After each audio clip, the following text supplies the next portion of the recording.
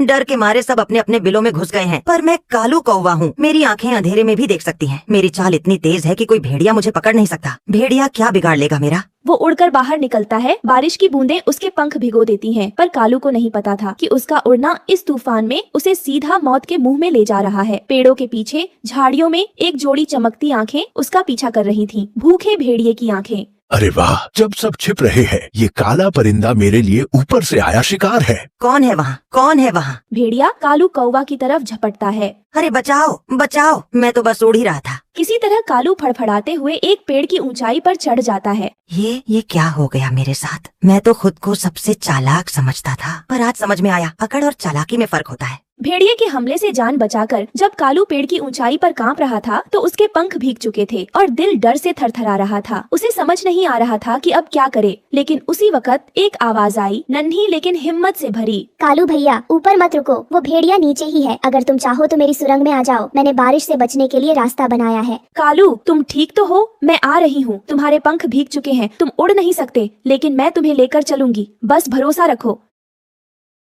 रानो बहन, मैंने तुझे हमेशा ताना मारा, तेरी गरीबी का मजाक उड़ाया, फिर भी तू मेरी मदद के लिए आई। क्योंकि असली दोस्ती बदले में कुछ नहीं मांगती कालू, और जो मदद के वक्त साथ खड़ा हो वही इंसानियत है। रानो ने भीगे हुए कांपते कालू को धीरे धीरे रानी चींटी की सुरंग तक पहुंचाया। भेड़िया अब भी आसपास घूम रहा था। मुझे माफ कर दो, मैंने अपनी अकड़ में सबको नीचा दिखाया, मैंने मेहनत का मजाक उड़ाया, दोस्ती को ठुकराया, लेकिन आज मैंने जाना कि अकेलापन सबसे बड़ी सजा है और साथ सबसे बड़ा वरदान। कालू भैया, गलतियाँ करना इंसानियत है, लेकिन उन्हें मान लेना समझदारी है। अब अगर तुम साथ चलो तो हम सब मिलकर एक बेहतर जंगल बना सकते हैं। उस दिन से कालू कौवा बदल गया। वो अब घमंड से नहीं, नम्रता से उड़ता था। अब वो दूसरों की मदद करता है, ताना नहीं मारता, और जब भी कोई बारिश आती है तो वो सबसे पहले चींटी बहन की सुरंग पर जाकर पूछता है, किसी को मेरी मदद।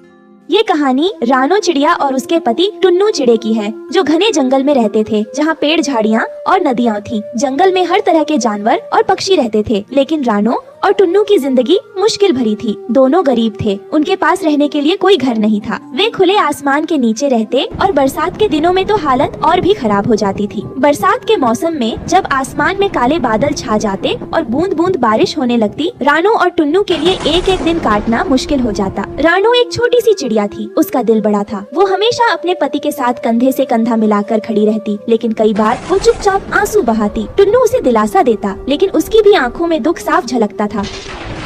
रानो, हम कब तक इस तरह बारिश में भीगते रहेंगे? काश हमारे पास भी एक छोटा सा घर होता जहाँ हम आराम से रह सकते। हाँ टुन्नू, मुझे भी यही चिंता खाई जा रही है। हर साल यह बरसात हमारे लिए नई परेशानी लेकर आती है। टुन्नू की बातों से रानो का दिल और भारी हो जाता। उसे जंगल के दूसरे पक्षियों के घर देखकर जलन भी होती, लेकिन वो कभी किसी से कुछ कहती नहीं थी। वो सोचती, भगवान ने शायद हमारे हिस्से में यही जिंदगी लिखी है। दिन बीतते गए और एक दिन रानो जंगल की ओर उड़ान भरने निकली। वो खाने की तलाश में इधर उधर घूम रही थी कि उसकी नजर एक छोटी सी नदी के किनारे पड़ी। नदी के पास ही एक बड़ा सा मछली घर था। यह मछली घर किसी बेजुबान मछली का नहीं, बल्कि पत्थरों और पौधों से सजी एक अद्भुत जगह थी। रानो की आंखें चमक उठी। उसने सोचा, ये तो हमारे रहने के लिए एकदम सही जगह है। यहाँ हमें बारिश से बचने की जगह मिल सकती है। वो जल्दी से वापस टुन्नू के पास गई और उसे सब कुछ बताया। टुन्नू, मुझे एक जगह मिली है। एक बहुत ही सुंदर मछली घर है नदी के पास। हम वहाँ रह सकते हैं। वहाँ कोई खतरा भी नहीं है और जगह भी सुरक्षित है। टुन्नू को विश्वास नहीं हो रहा था। वो बोला, रानो, क्या सच में? चलो मुझे भी दिखाओ। दोनों उड़ते हुए नदी किनारे पहुँचे और मछली घर देखकर टुन्नू की भी आंखें चमक उठी। ये तो वाकई एक अद्भुत जगह है। अब हमें बारिश से डरने की जरूरत नहीं है। हम यहाँ अपना घर बना सकते हैं।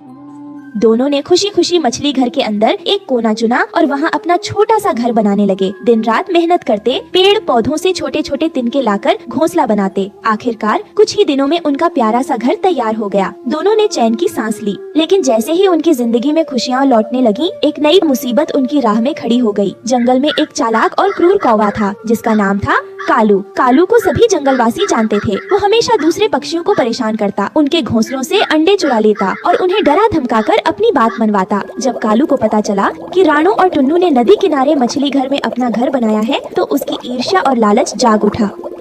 ये मछली घर तो एक बेहतरीन जगह है। मैं वहाँ रहूँगा और इन छोटी चिड़ियाओं को वहाँ से भगा दूंगा। अगले ही दिन कालू उड़ते हुए मछली घर पहुंचा। उसने रानो और टुन्नू को घोंसले में देखा और ठहाका लगाते हुए बोला, अरे ये छोटे छोटे चिड़े यहाँ क्या कर रहे हैं? ये जगह तुम्हारे जैसे कमजोर पक्षियों के लिए नहीं है, ये तो अब मेरी जगह है। रानो और टुन्नू घबरा गए। उन्होंने कालू से विनती की, कृपया हमें यहाँ से मत भगाइए। हमने बहुत मेहनत से यह घोंसला बनाया है। यह जगह हमारे लिए बहुत जरूरी है। लेकिन कालू पर कोई असर नहीं पड़ा। वह और जोर से हंसा। तुम दोनों की इतनी हिम्मत कि इस जगह पर कब्जा कर लिया। अगर कल तक तुम यहाँ से नहीं गए तो मैं खुद तुम्हें यहाँ से खदेड़ दूंगा। रानो और टुन्नू के दिल टूट गए। दोनों दुखी होकर घोंसले में बैठे थे। हम अब क्या करेंगे रानो? हमने इतनी मेहनत से अपना घर बनाया और अब ये कालू हमें यहाँ से भगा देगा। रानो ने अपने आंसू छिपाते हुए कहा, हम हार नहीं मानेंगे। यह हमारा घर है। अगर हमें इसे बचाने के लिए लड़ना पड़ा तो हम लड़ेंगे।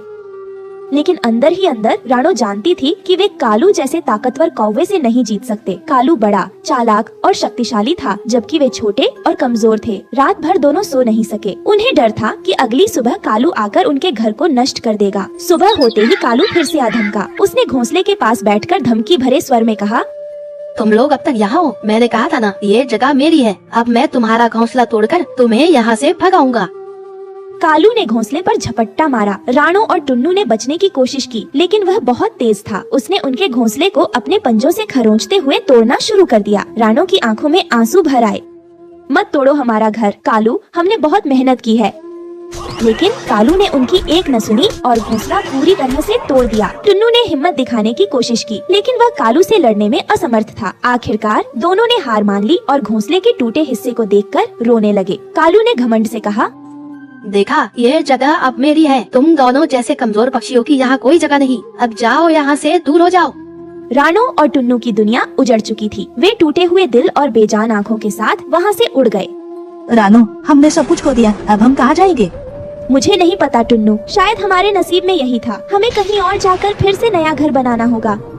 दोनों ने जंगल में इधर उधर भटकना शुरू किया, लेकिन कोई भी जगह उन्हें सुरक्षित और आरामदायक नहीं लगी। हर जगह उन्हें कालू का डर सताता था। बारिश भी लगातार हो रही थी और दोनों भीगते हुए पेड़ की शाखाओं के नीचे छुपकर अपनी रातें गुजारते थे। दिन पर दिन गुजरते गए और रानो और टुन्नू की स्थिति और बदतर होती गई। उन्होंने कई बार कोशिश की नया घर बनाने की, लेकिन हर बार कोई न कोई परेशानी आ जाती। कभी बारिश की वजह से घोंसला टूट जाता, तो कभी जंगल के दूसरे जानवरों की वजह से उन्हें अपनी जगह छोड़नी पड़ती। आखिरकार एक दिन रानो ने थककर टुन्नू से कहा, शायद हमें इस जंगल में कभी भी सुकून नहीं मिलेगा। हम बस ऐसे ही दर दर भटकते रहेंगे।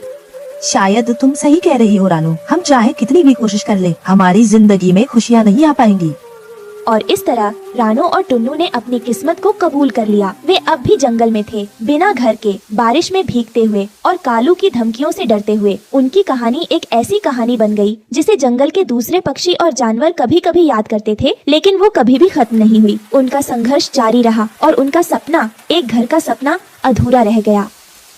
एक समय की बात है, हिमालय के घने जंगल में एक बहुत खतरनाक भेड़िया रहता था। वो भेड़िया जब भी किसी जानवर को अपना शिकार बनाने की सोचता, तो अपने पैर के नाखूनों और खूंखार दांतों से उस जानवर को मारकर खा जाता था। जंगल के सभी जानवर और पक्षी उस भेड़िए से डरकर रहते थे। कोई भी उस भेड़िए के आसपास नहीं जाता था, क्योंकि वो भेड़िया बहुत ही खूंखार था। एक दिन एक गाय चरते हुए जंगल में आ पहुंची। उस गाय को उस भेड़िए के बारे में